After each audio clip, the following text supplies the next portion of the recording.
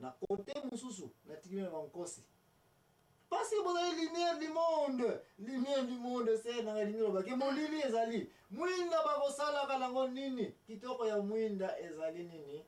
molili yo mondimi soko bani ko kima bata masumu ozana mwinda te yo bozala ko mta molili mais soko za mtu ya liloba na nzambe oza mondimi ozana mwinda ozana makolo na yo kasi Jésus Christ a révélé biso yango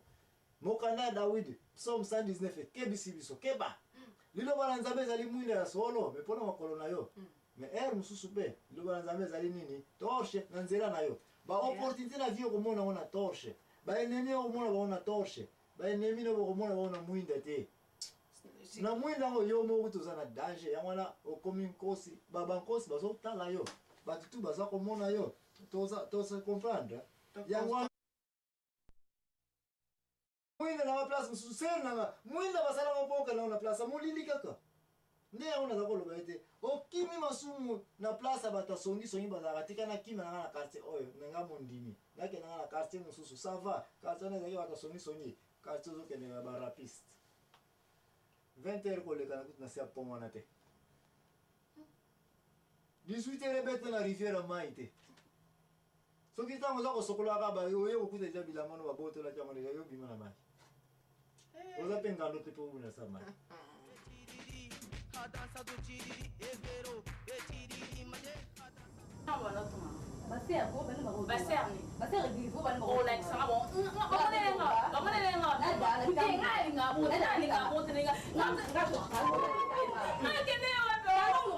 Mama yoka na bisawo. On dirait que bon, tu as le bête de quoi peine.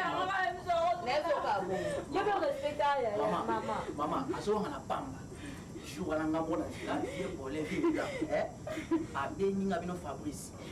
Donc leki na yo akomi akomi na jeune moko boye, si muta wa jeune moko donc comme la diamba. Azo me la diamba. Nada. Nada. Yo.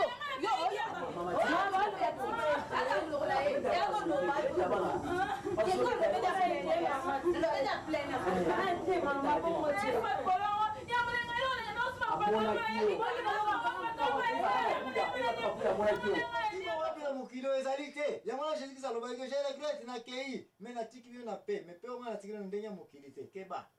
na kote mosusu natiki bino na bankosi parce que bozali lumière du monde c'est na lumière obaki molili ezali mwinda bakosalaka nango nini kitoko ya mwinda ezali nini molili yo mondimi soko bani kokima bato masumu oza na mwinda te yo kozala kwa moto molili mais soko oza mutu ya liloba na nzambe oza mondimi oza na mwinda ngo eza na makolo na yo kasi Jésus Christ a révélé biso yango mokanda David Psaume 119 kebisi biso keba liloba na nzambe ezali mwinda ya solo me pona makolo na yo me mususu pe liloba na nzambe ezali nini torche na nzela na yo ba opportunité na vie komona ona torche ba ennemi komona ba ona torche ba ennemi no komona ba ona mwinda te na mwinda ngo yo mo kutuza na danger ya wana okomi nkosi baba nkosi bazo tala yo batutu baza komona yo toza comprendre ya wana yo lobi yo ndimi okoko kima ba batu ba enemy na yo te mwinda mwinda te yo mondimi ozali mwinda ngo yebisa ngai okokende nango wapi na molili kaka yango nalobi continue donc na molili ka donc yebisa bato baza kolanda yo kuna yana bazoka ngai lingo lobi ke na molili kaka lingo loba bato basa na molili continue kaka kozala pembeni na bango. Ce n'est pas que continuer kozala na bango na ntango butu eye yo mutu ozali eza na lumière ser na ngai babombaka yango na se ya mbeto te lumière soko oza na yango eza deja kopela oza na choix moko te ce n'est pas que yo mutu ozozwa décision oyo oza na liloba na nzambe oza deja minzoto eza kongala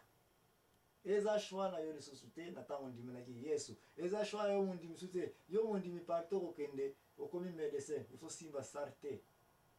hôpital eza place propre te mabelo eza ya molili yo mondimi soko okomi ja mondimi na jour wana oside basi batia ja almet tafu même si olekeli na pembeni na bar bamoni yo kuna dongo sambo me bar eza ya molili yo sikoki komona na wana bakomona yo oye na lumière na kati ya bar limera ya koteya meso komike yopo yako mela kopo mwinde na wana babomi ya opinion soko yo lili ya wana sepe po na baro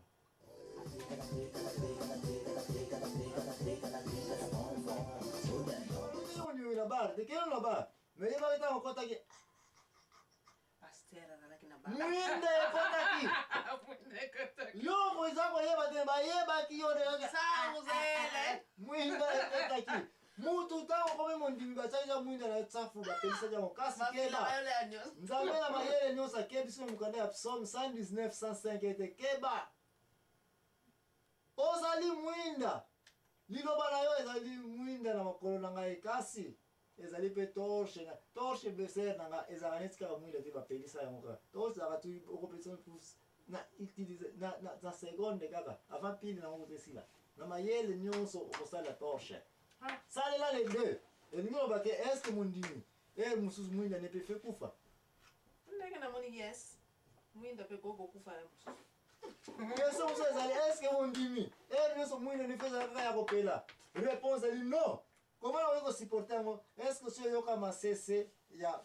les 10 vierges Les 10 vierges wana Yebisa ngai batambolaki bango 10 5 batambolaki na mwinda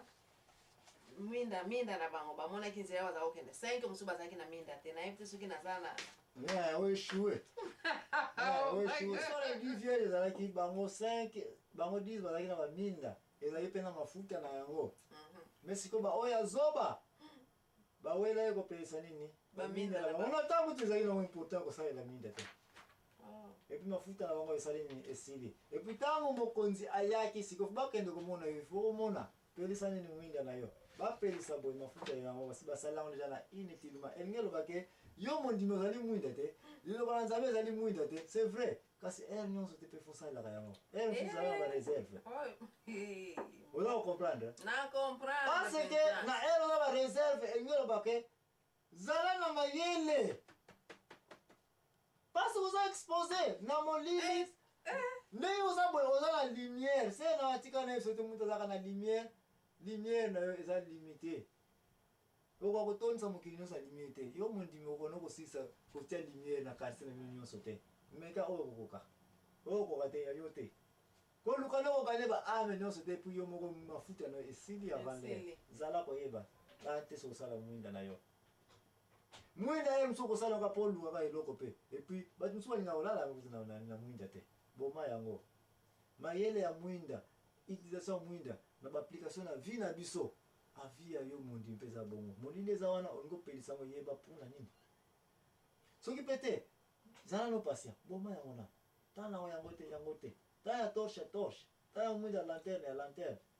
nde yango oza komona bamindimi ebele baza bato liboso akoyi mpe kotiela moto maboko ki o nzambe pambola mwana oyo azwa libala ye moko bana ne baza kokobala te na ndako na ye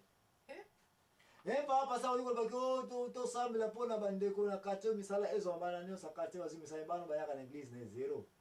bazokomona te parce que lumière bango baye nango bato mosusu baprofite nango bango baprofite na bango na yango te yeba kosalela lumière na yo yebaki te lampe oyo babengi koma lanterne eza na kitoko nango na molili yango mpo bato nyonso baprofite moto ya malamu na moto ya mabe akoprofite na yango yango na jésus alobaki te na ye mokili bapesi ye lumière mokili eboyi yango balinga baza na molili yo mondimi kokomi kosa teke mpo oza na mwinda ke partout okendeke bato bakolinga mwinda yango olinga beso histoire moko moke kaka scénario moko tata moko alobi ete oke ngai naza na mbongo ebele mutu nyonso ayebaki tata mo aza na mbongo ebele akangi chambre moko boye pan aloba oyo nyonso balingi mbongo nabomi mbongo awa na sale oyo epuis oyo nyonso akosala makasi na ye akoka kozwa nini mbongo yango asala nini azwa na ye aluka me natiki yango awa bomoni mbongo yango mpe yango bamoni yango badollar américain makasi abi yango oyo natiki yango awa babomi mwinda pafu epuis ye ake na ye ake na sac na yango na kati ya molili banabimi na ye me bato lokola bayebaki mbongo yango oyo batiango na sale awa kobomana biata sana tuta sana nika sana na molili bato baluki tiki mama onyatinga ye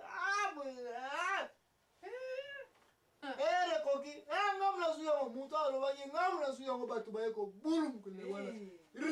kama pesa imwina boom bamusu balale wana bakufi bamusu bidamba e pasuki bamusu somo batuni nani amaza kimbongo mokote tata mabitala mbongo nanga yango bibi loko za koleka na mokilo za komona ke mokile tondi na molili tozo luka na ndenge na biso tozokanisaki yo mani mutu oza komona cle nzokande yo kuti bakabelaki na yoka elokwana kaza komona cle donc mokili na sa molili ne rien de bon bato kolukana mais yo soko oza na torche na yo na ntango na batata wana alobaki ete bo mbongo yango oyo nake nanga yo kaka torche nasoseka pa na coin boye okoyeba ke salo eza na vide eza wana mbongo te okosa pe